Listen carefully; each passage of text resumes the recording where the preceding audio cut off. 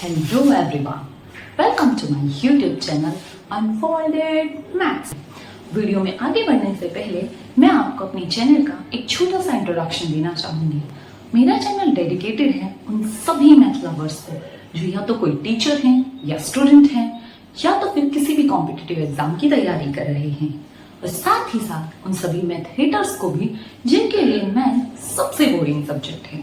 मेरा चैनल आप सभी के लिए लेकर आया है उन सभी कंसेप्ट्स की डीप अंडरस्टैंडिंग और उनको आप प्रैक्टिकल लाइफ एग्जाम्पल से कैसे समझ सकते हैं।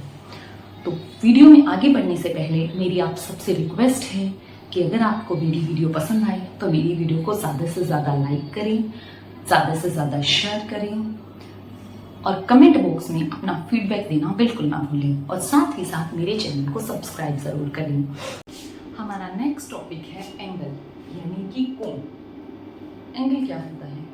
हमने अभी भी पढ़ा था एडजेसेंट लाइंस यानी कि आसन रेखाएं जो एक दूसरे से बिल्कुल सटी हुई होती हैं।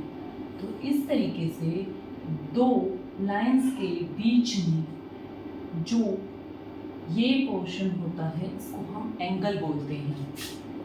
इस पोर्शन का मतलब है दो लाइनें एक दूसरे के ऊपर कितना झुकी हुई हैं, उस झुकने को ही हम उसकी माप को ही एंगल बोलते हैं यानी कि कोण बोलते हैं। अब एंगल के कई टाइप होते हैं, लेकिन उससे पहले हमें ये जानना ज़रूरी है कि जहाँ एंगल बनता है उस पॉइंट को क्या बोलते हैं। उस पॉइंट को वर्टेक्स या फिर शीर्ष बिंदु कहा जाता है।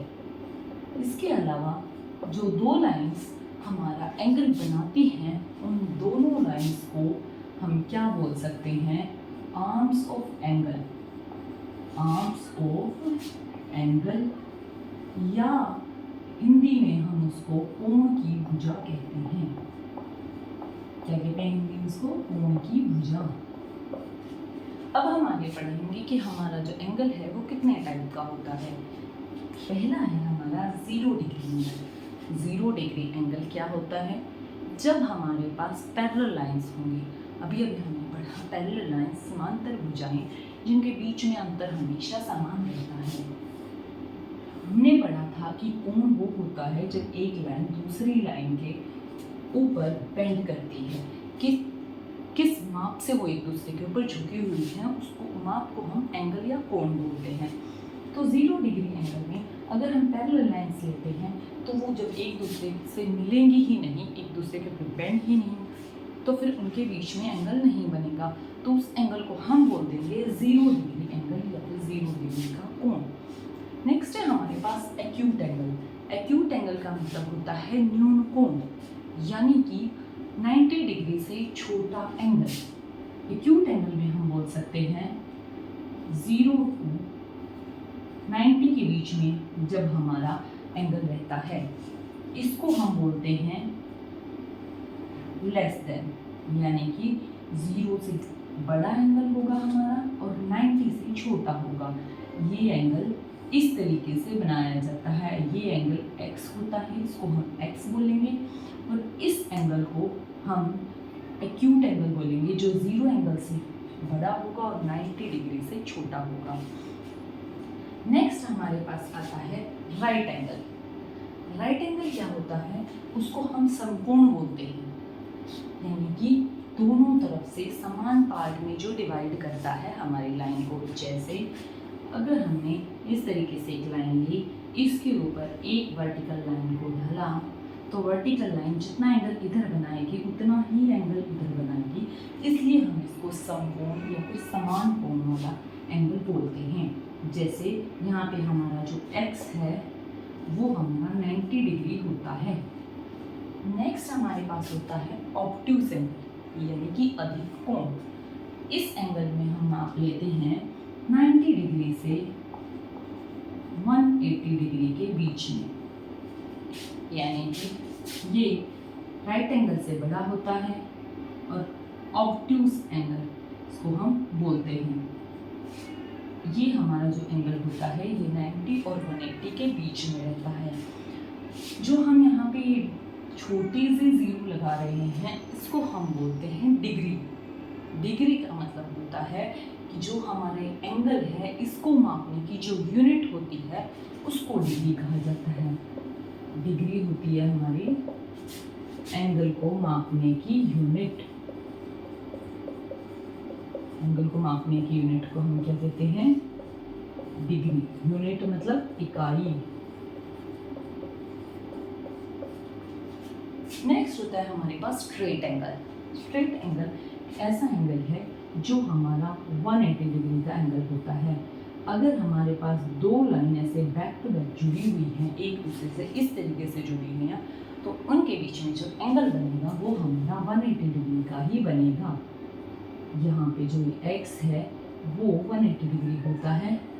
ये लाइन हमारी स्ट्रेट लाइन बन जाती है इससे, इसीलिए इस एंगल को हम स्ट्रेट एंगल बोलते हैं। नेक्स्ट है हमारे पास रिफ्लेक्स एंगल या फिर प्रतिवर्ती कोण। रिफ्लेक्स एंगल हमारा वो एंगल होता है जो 180 डिग्री से छोटा होता है, लेकिन ये 180 डिग्री से बड़ा होता है, लेकिन 360 डिग्री से छोटा होता है। उसको हम बोलते हैं रिफ्लेक्स एंगल या फिर प्रतिवर्ती कोण। यानी कि हम इसको इस तरीके से देख सकते हैं, ये जो हमारा एंगल है ये 180 से बड़ा है, लेकिन ये 360 डिग्री से छोटा है, इसलिए इसको रिफ्लेक्स एंगल या तो फिर प्रतिवर्ती कोण बोला जाता है। नेक्स्ट है हमारे पास कंप्लीट एंगल यानी कि पूर्ण कोण। हमें पता है कि जब भी हमारे ये सर्कल पूरा अपना राउंड बनाता है तो एक कंप्लीट कब माना जाता है? जब ये यहाँ पर पूरी तरीके से मिल जाता है। तो इसी तरह से अगर हमारे पास एक लाइन के ऊपर ये कंप्लीट सर्कल हो जाता है तो इसको हम बोलते हैं 360 डिग्री एंगल, और इसी को हम बोलते हैं कंप्लीट एंगल या फिर पूर्ण कोण। 360 डिग्री का मतलब क्या है? जैसे यहाँ से हमारी एक लाइन चली, पहले इसने इधर मूव किया था, फिर इसने इधर मूव किया था, उसके बाद ये इधर चली थी, उसके बाद इस तरीके से बना था, ये हमारा एक्यूट एंगल बना था, ये हमारा राइट एंगल बना था, ये हमारा ऑब्ट्यूस एंगल बना था। तो ये थी हमारी आज की वीडियो। आई होप आप सभी को ये वीडियो पसंद आई होगी। अगर आपको मेरी वीडियो पसंद आई हो तो आप सभी से मेरी पर्सनल रिक्वेस्ट है कि मेरी वीडियो को ज़्यादा से ज़्यादा लाइक करें, शेयर करें, मेरे चैनल को सब्सक्राइब करें और कमेंट बॉक्स में अपनी फीडबैक देना बिल्कुल ना भूलें, ताकि मैं इन सब से मोटिवेट हो सकूं और आपके लिए बेस्ट से बेस्ट कंटेंट प्रोवाइड करवा सकूं। तब तक के लिए बाय बाय, टेक केयर, मिलते हैं हमारी नेक्स्ट वीडियो में। ये हमारा रिफ्लेक्स एंगल बना था, तो इसी तरीके से अगर ये लाइन इस पूरे रोटेशन को, इस चक्कर को कंप्लीट कर देती है और बाद में फाइनली यहीं आकर इस पे मिल जाती है, तो इस कंप्लीट सर्कल को हम बोलेंगे 360 डिग्री एंगल या फिर कंप्लीट एंगल, पूर्ण कोण। नेक्स्ट है हमारे पास कॉम्प्लीमेंट्री एंगल। कॉम्प्लीमेंट्री एंगल क्या होता है? इसको हिंदी में हम बोलते हैं पूरक कोण। जब दो एंगल्स का सम, जैसे कि एंगल 1 और एंगल 2, इनका सम अगर 90 डिग्री हो तो हम इसको बोलेंगे कॉम्प्लीमेंट्री एंगल। जैसे कॉम्प्लीमेंट्री एंगल्स का सम 90 डिग्री होता है। जैसे अगर हम यहाँ दो एंगल बना लें, ये इसको एंगल 1 दे देना और इसको एंगल 2 दे देना। अगर इन दोनों को हम जोड़ेंगे तो हमारा इन दोनों का जो जोड़ है वो 90 डिग्री का आएगा, 90 डिग्री का आएगा। तो कोई भी दो ऐसे कोण, जैसे ये 90 डिग्री का है, अगर हम इसको बनाएं इस तरीके से तो यहाँ भी एंगल 1 और एंगल 2, इन दोनों का सम क्या होगा, इन दोनों का जोड़ क्या होगा, 90 डिग्री का होगा। तो इन एंगल्स को हम बोलते हैं कॉम्प्लीमेंट्री एंगल। नेक्स्ट है हमारे पास सप्लीमेंट्री एंगल यानी कि संपूरक कोण। सप्लीमेंट्री एंगल वो एंगल होते हैं, जैसे कॉम्प्लीमेंट्री का दोनों का जोड़ 90 डिग्री था, उसी तरह सप्लीमेंट्री में दोनों का जोड़ 180 डिग्री होता है। सप्लीमेंट्स क्यों लिए जाते हैं? किसी भी चीज़ को बढ़ाने के लिए, किसी भी चीज़ को कंप्लीट करने के लिए। तो इसी तरह ये 90 डिग्री का होगा अगर, तो वो 180 डिग्री का होगा। जैसे यहाँ पे एंगल 1 और एंगल 2 है, वो 180 डिग्री होंगे। जैसे कि हमने ये एंगल बना दिए यहाँ से और यहाँ से, एंगल 1, एंगल 2। ज़रूरी नहीं है कि ये वाला एंगल हमेशा छोटा होगा, ये वाला एंगल छोटा और ये वाला एंगल भी बड़ा हो सकता है, तभी भी ये सप्लीमेंट्री ही होंगे। अगर इस तरीके से ये एंगल 1 होगा, ये एंगल 2 होगा, बस इनका जोड़ 180 डिग्री होना चाहिए। कोई भी दो एंगल जिनका जोड़ 180 डिग्री है वो सप्लीमेंट्री एंगल होंगे, और जिनका जोड़ 90 डिग्री है वो कॉम्प्लीमेंट्री एंगल होंगे। नेक्स्ट है हमारे पास एडजेसेंट एंगल्स, यानी कि आसन कोण। एडजेसेंट एंगल्स, जैसे कि हमने पीछे पढ़ा है कि एडजेसेंट लाइंस क्या होती हैं, जो एक दूसरे से सटी हुई होती हैं, यानी कि इन एंगल्स को बोलते हैं एडजेसेंट एंगल्स। ये एंगल 1, ये एंगल 2। जैसे अभी अभी हमने पढ़ा था, यहाँ पे 90 डिग्री होता है, यहाँ पे 180 डिग्री होता है, तो ये सारे ही एडजेसेंट एंगल्स होते हैं। एडजेसेंट एंगल्स का मतलब सिर्फ इतना है कि इसकी जो ये एक भुजा होती है, एक रेखा होती है, वो हमेशा ही कॉमन होती है, उभयनिष्ठ होती है, सेम होती है। इनकी एक रेखा जो होगी वो हमेशा ही सेम होगी, और जो दोनों अलग अलग रेखाएं होंगी, ये जो रेखाएं होंगी ये हमेशा एक दूसरे के विपरीत होंगी। ये कभी भी एक ही दिशा में नहीं हो सकती। ये होती हैं हमारी कोण की भुजाएं, और इसको जैसा कि हमने पढ़ा था, इसको बोलते हैं वर्टेक्स पॉइंट या तो फिर शीर्ष बिंदु। तो ये होते हैं हमारे एडजेसेंट एंगल्स। इन एंगल्स का सम कितना भी हो सकता है, 90 भी हो सकता है, 180 भी हो सकता है, और 180 से ऊपर भी हो सकता है। तो ये होते हैं एडजेसेंट एंगल्स। बस उनमें ये ध्यान रखना है कि उनके बीच में एक कॉमन आर्म होगी, यानी कि एक जो रेखाखंड है, एक जो लाइन सेगमेंट है, वो हमेशा सेम होगा, और दूसरे बचे हुए लाइन सेगमेंट हैं वो दोनों डिफरेंट डायरेक्शन में होंगे। नेक्स्ट है हमारे पास लीनियर पेयर ऑफ एंगल्स, यानी कि कोणों का रैखिक युग्म। इनको हम बोलते हैं कोणों का रैखिक युग्म। अब रैखिक युग्म से मतलब है एक रेखा पर बनने वाला जोड़ा, यानी कि अगर हमने ये एक स्ट्रेट लाइन ले ली, इसके ऊपर हमने इस तरीके से एक लाइन रखी, ये एंगल और ये एंगल, अगर ये दोनों एंगल 180 डिग्री बना रहे हैं तो इनको हम बोलेंगे कोणों का रैखिक युग्म या लीनियर पेयर ऑफ एंगल्स। जो सप्लीमेंट्री एंगल्स होते हैं और जो लीनियर पेयर ऑफ एंगल्स होते हैं वो बिल्कुल सेम होते हैं। क्यों? क्योंकि इन दोनों का सम यहाँ भी 180 डिग्री होता है और इन दोनों का सम यहाँ भी 180 डिग्री ही होता है। ये कोणों के रैखिक युग्म का 180 डिग्री क्यों होता है? क्योंकि जो ये 180 डिग्री एंगल है इसको हम स्ट्रेट एंगल भी बोलते हैं, अभी अभी हमने पढ़ा था। यानी कि 180 डिग्री का एंगल एक सीधी रेखा बनाएगा, और कोणों का रैखिक युग्म का मतलब है कि जो कोण हैं वो एक ही रेखा पर बने हुए दो एंगल होंगे। नेक्स्ट है हमारे पास वर्टिकली अपोजिट एंगल, यानी कि शीर्षाभिमुखी कोण। जैसा कि आपको नाम से पता लग रहा है, जिस तरफ इसका मुख होगा, जैसे इसका एग्जाम्पल हम ले सकते हैं x, जो हमारा अल्फाबेट्स का लेटर है x, उसमें जो ये एंगल और ये एंगल जिनका एक दूसरे की तरफ मुख होगा वो दोनों एंगल हमेशा ही बराबर होंगे। अगर यहाँ पे ऐसे करें, ये एंगल x और ये एंगल y, यहाँ पे ये एंगल दोनों हमेशा ही बराबर होंगे।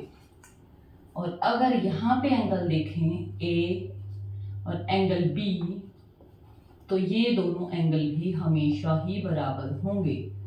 ये जो चीज़ है ये होती है वर्टिकली अपोजिट एंगल।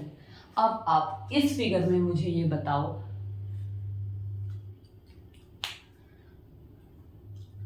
अब हम इस फिगर में देखेंगे कि वर्टिकली अपोजिट एंगल या फिर शीर्षाभिमुखी कोण कौन कौन से हैं जो कि एक दूसरे के इक्वल होंगे।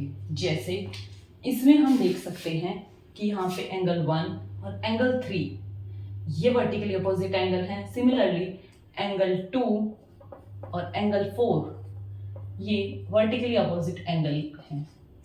इस नीचे बताएंगे हम एंगल 5 किसके इक्वल होगा, एंगल 7 के वर्टिकली अपोजिट में, और एंगल 6 किसके इक्वल होगा, एंगल 8 के। ये होंगे हमारे वर्टिकली अपोजिट एंगल। नेक्स्ट है हमारे पास कोरस्पॉन्डिंग एंगल, यानी कि संगत कोण। कोरस्पॉन्डिंग एंगल कौन से होते हैं, जो हम अगर इस फिगर में देखें तो जहां पे ये एंगल हमारा बना हुआ है बिल्कुल वहीं पे नीचे वाली लाइन से ये एंगल हमारा बना हुआ होगा, तो इन दोनों एंगल को हम बोल सकते हैं कोरस्पॉन्डिंग एंगल। हमने पीछे पढ़ा था ट्रांसवर्सल लाइन, यानी कि जो दो लाइंस को बीच में से काटती है उसको हम ट्रांसवर्सल लाइन या फिर तिर्यक रेखा बोलते हैं। अब अगर वो दोनों लाइंस हमारे पास पैरेलल होंगी और उनको बीच में से एक ट्रांसवर्सल लाइन काटेगी, तो वहां पे जो एंगल्स बनेंगे उनको ही हम अब यहाँ पे रीड कर रहे हैं कि वो एंगल कौन कौन से बनेंगे। हमने पढ़ा अभी वर्टिकली अपोजिट एंगल क्या होते हैं, अब हम देख रहे हैं कोरस्पॉन्डिंग एंगल क्या होते हैं। कोरस्पॉन्डिंग एंगल में जहां पे इस लाइन ने ये एंगल 1 बनाया है, बिल्कुल उसी जगह पे ये दूसरी लाइन के साथ एंगल 5 बनाएगी, और ये एंगल 1 और एंगल 5 ये बराबर होंगे।